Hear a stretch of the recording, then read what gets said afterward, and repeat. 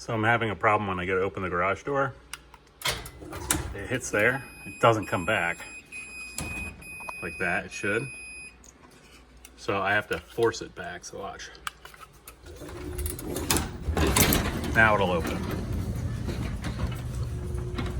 And the only difference is that I just put that side mount motor in. All right, so today I'm going to be installing this double track low headroom conversion kit made by Clopay, and got it from Home Depot. Here is the model number. Let's see, the model number doesn't come up, but if you type the internet number in the Home Depot search, the 1002 or 100021966, it'll come up as a Clopay low headroom conversion. So pretty nice kit. This is everything it comes with. Comes with the two long runner brackets, the tracks that go in front of the long tracks, not brackets, with the turn down on them, you can see. And then these 6 brackets, hardware, and a kit. So this is my garage door now, and I put a wall mounted motor in. And what happens is, because the ceiling mount motor used to pull on this here to pull it back, the door would ride in the track and it would easily come back and all. But now with the wall mount motor, when I hit open, the door just goes straight up into and the roller hits the track here and it just freezes up the motor. So I need something with a turn down here, so the track will ride in it, or the roller will ride in the track. It guides it. Because you can see the door without the ceiling mount motor doesn't even close all the way, like, you know, because it's just riding on the track. So hopefully this new system will allow the door to close all the way and open all the way with, you know, little hesitation. So let's get with it. Okay, since my garage door is already installed and I'm converting it, what I'm gonna do is I'm gonna I still need this track, but this track here I got to remove. So what I'm going to do is just go ahead and take this track off the wall. There's a bolt here holding it onto a hanger. And then this flag bracket, pop that off.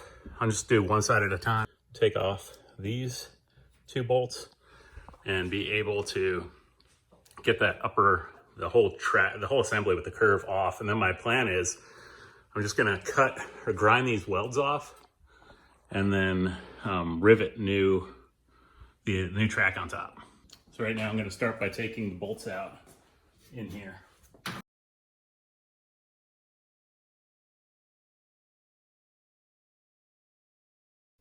All right, so using that 16th socket, I just took the 2 bolts out in the track there. Here's the back side, you can see.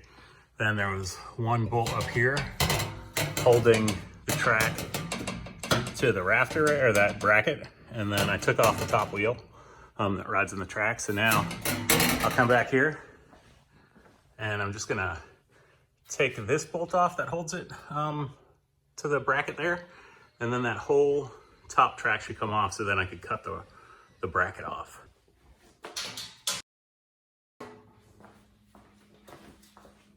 Okay, now with that bracket off, my plan is here, I've got it laid out on the floor.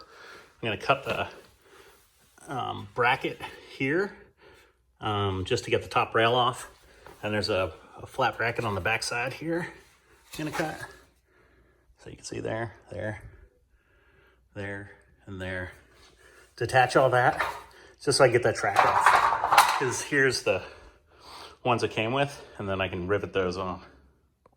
All right, so I'm set up with my sawhorse garbage cans. I got my grinder. Let's go start cutting.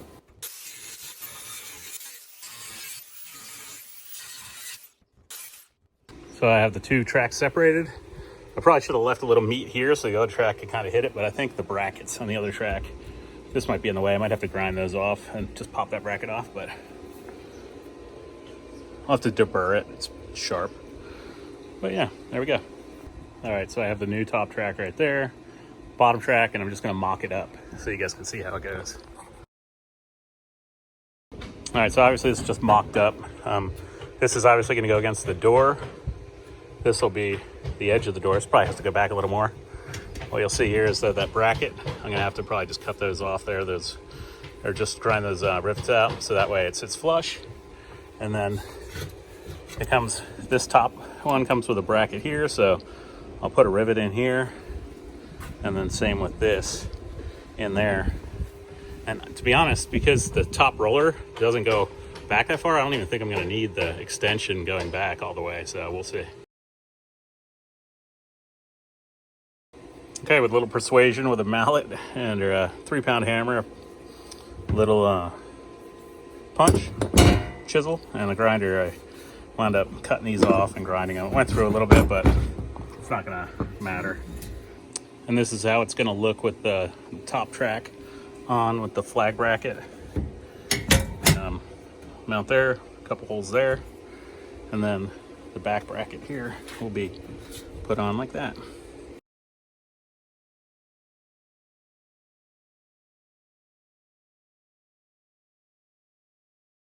Okay, so mocked up.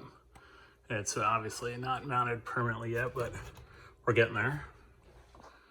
So there we have it. And I don't know what I was thinking earlier when I told you guys that I'm not gonna have to mount the rear rail because that doesn't go all the way back. Duh, yeah, it does. I don't know what I was thinking, so. Okay, so this is the bracket it came with. Just gonna put the wheel in. And put it up in here.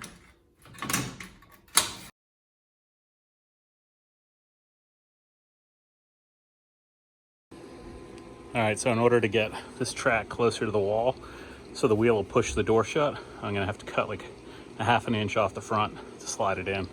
I thought it was adjustable, but it's riveted in, so it's not.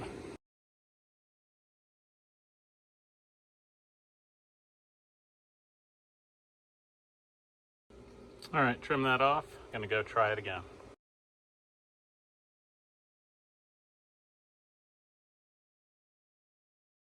So that seems like it should work. So I'll spot the holes for the brackets and then drill 1/4 inch holes to get the bolts in.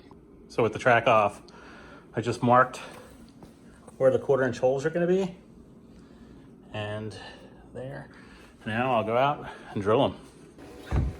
I use a punch to spot the holes.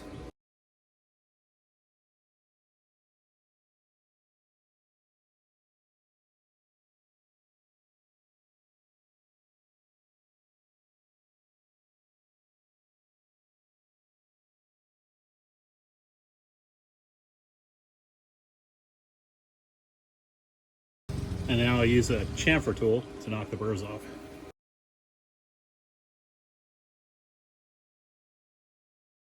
Okay, with that track back mocked up, see how this one fits. Okay, so the kit came with 1/4 inch bolts, nuts and bolts. All right, now I'm going to snug them down.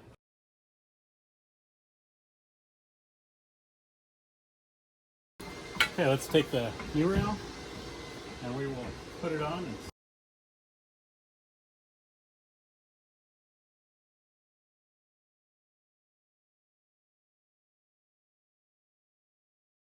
Now just use the 1/4 inch bolts, 2 of them, to bolt this track on.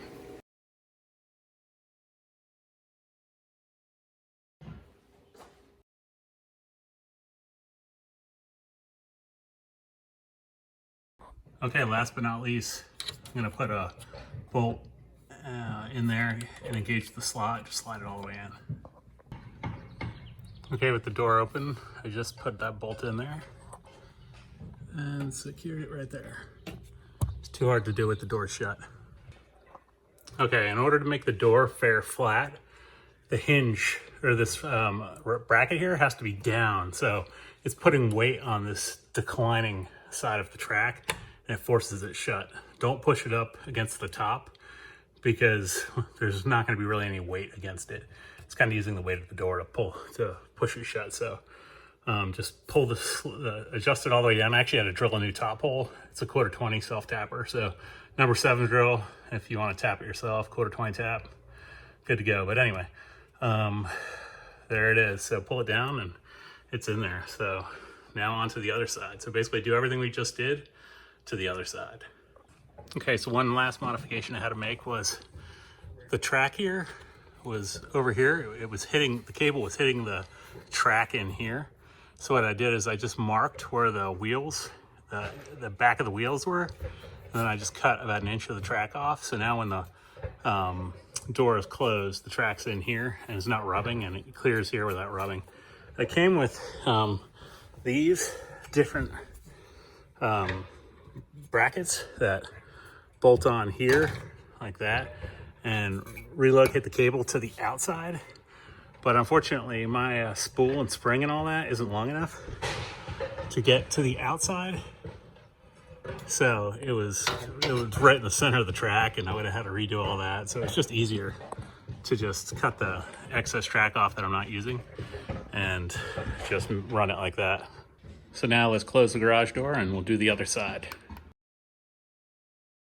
And it rides perfectly, and the door fares. If you look at this side, because the track's straight, the door, and it might be faring better now, but that's why I'm doing this whole job, to get that to work better. All right, so I got the other track in, went just like the one on this side. I adjusted, like I said, the hinge plate all the way down, so the door is now flush and flat. Looks good. I had to use my grinder and just grind off about 1 inch of the track right here because the cable was rubbing, but it's no problem now. And let's check it out.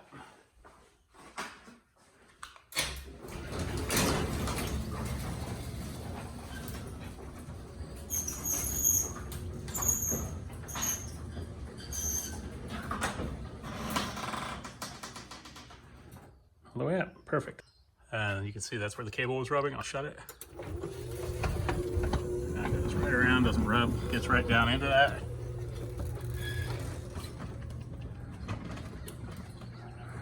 And you'll see the top panel will it'll fare nice and flat, so it's perfectly closed, which is exactly what I needed it to do.